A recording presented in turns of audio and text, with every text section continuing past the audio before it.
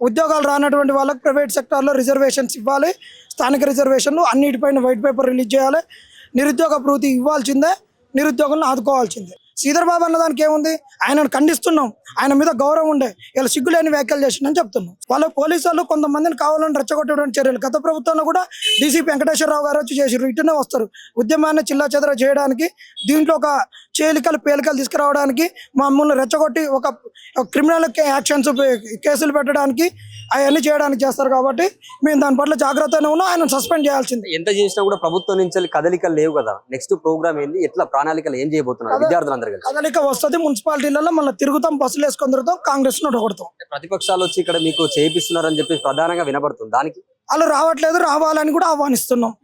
ఒక డెమోక్రసీలో ప్రతిపక్షానికి చాలా వెయిటేజ్ ఉంటుంది, విలువ ఉంటుంది. అధికార పార్టీ కన్నా ప్రతిపక్షానికే విలువ ఎక్కువ. ప్రతిపక్షం కొట్లాడితేనే అధికార పక్షం వాళ్ళ దగ్గర పెట్టుకొని చేస్తుంది.